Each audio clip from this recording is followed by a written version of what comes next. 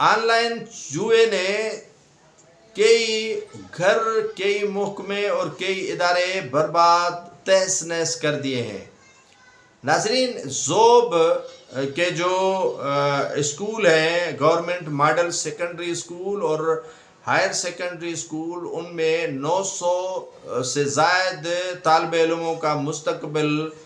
داؤ پر لگ گیا ہے۔ اب یہ داؤ پر کیسے لگا ہے یہ میں آپ کو آگے چل کر بتاؤں گا،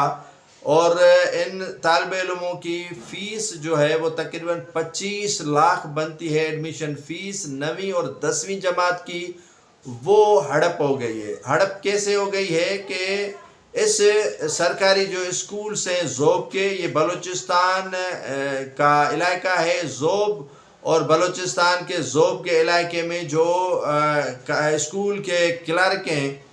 وہ آن لائن جوا کھیلتے ہوئے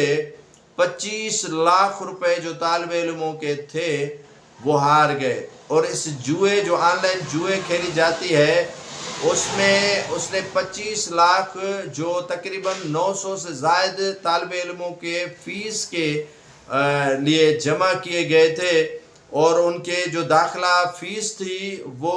جو ہے وہ جمع کروانے تھے، لیکن اس نے جمع کروانے کے بجائے اپنے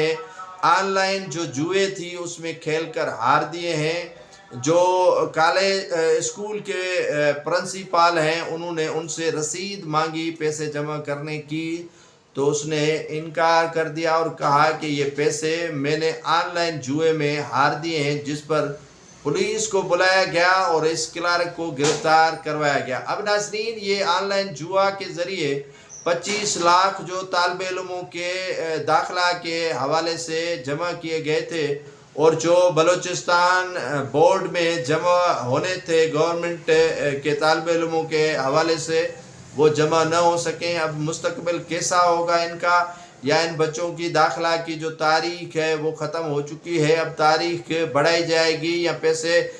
جمع کون کروائے گا، یہ سوال یا نشان ہے۔ طالب علموں کے تقریباً جو 25 لاکھ روپے تھے وہ کلرک نے آن لائن جوئے میں ہار دیے ہیں، اور آن لائن جوا جو سارے پاکستان کے اندر کھیلا جا رہا ہے، اور حکومت اس معاملے کو سنجیدگی کے ساتھ نہیں لے رہی ہے، اور کئی گھر، کئی علاقے، کئی محکمے، کئی ادارے جو ہیں وہ برباد ہونے جا رہے ہیں، اور کئی جو لوگ ہیں وہ برباد ہو چکے ہیں۔